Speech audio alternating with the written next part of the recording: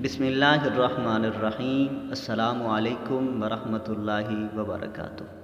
رمضان المبارک کی خصوصی ٹرانسمیشن پیغام رمضان میں آج میں جس موضوع پہ لب کشائی کرنے جا رہا ہوں وہ بڑا حساس ہے، اور مجھے خدشہ ہے کہ بہت سارے لوگ مجھ سے خفا ہو جائیں گے، لیکن مجھے اس کی فکر نہیں ہے۔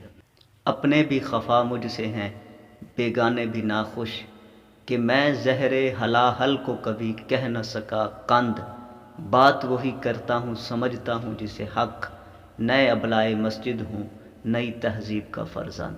تو مجھے تو ہے حکم اذاں لا الہ الا اللہ۔ تو بات یہ ہے کہ کچھ لوگ اپنی زندگی میں قبر تیار کرواتے ہیں، یہ مناسب نہیں ہے۔ اللہ تعالیٰ فرماتا ہے وما تدری نفس بأی ارض تموت، یعنی کوئی نہیں جانتا کہ وہ کہاں مرے گا۔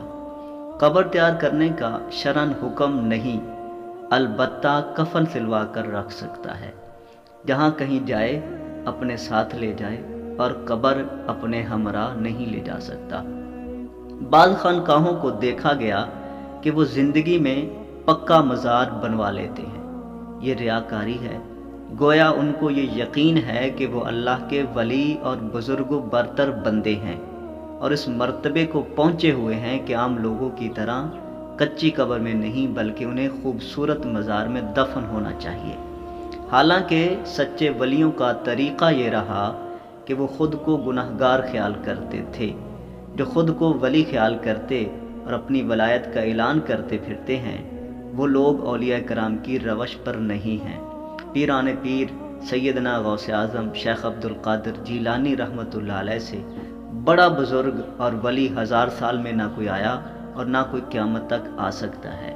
ان کے بارے میں شیخ سعدی شیرازی رحمۃ اللہ علیہ فرماتے ہیں کہ ان کو حرم کعبہ میں لوگوں نے دیکھا کہ کنکریوں پر سر رکھ کر اللہ تعالیٰ کی بارگاہ میں عرض کر رہے تھے، اے پروردگار، اگر میں سزا کا مستحق ہوں تو مجھ کو قیامت کے روز اندھا کر کے اٹھانا، تاکہ نیک آدمیوں کے سامنے مجھ کو شرمندگی نہ ہو۔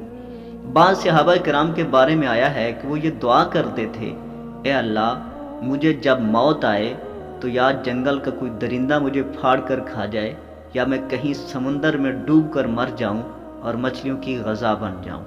یعنی وہ شہرت سے بچنا چاہتے تھے اور نام و نمود کے بالکل روادار نہ تھے، اور یہی اصل فقیری درویشی ہے۔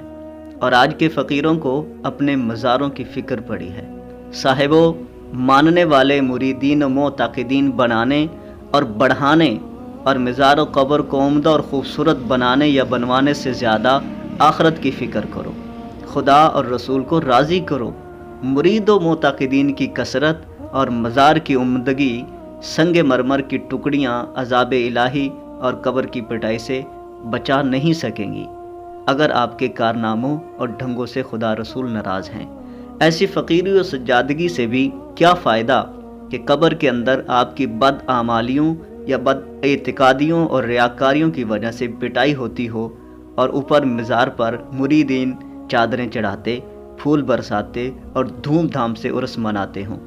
کوشش اس بات کی کریں کہ مرید ہوں یا نہ ہوں، مزار بنے یا نہ بنے، چادریں چڑھیں یا نہ چڑھیں، عرس ہو یا نہ ہو، لیکن قبر میں آپ کو راحت ملتی ہو اور جنت کی کھڑکی کھلتی ہو، خواہ اوپر سے قبر کچی ہی کیوں نہ ہو۔ یہ نعمت حاصل ہوگی اخلاص قلب کے ساتھ، احکام الہیہ کی بجاوری کے ساتھ۔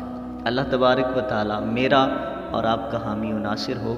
اللہ تبارک و تعالی عمل کی توفیق عطا فرمائے۔ السلام علیکم ورحمۃ اللہ وبرکاتہ۔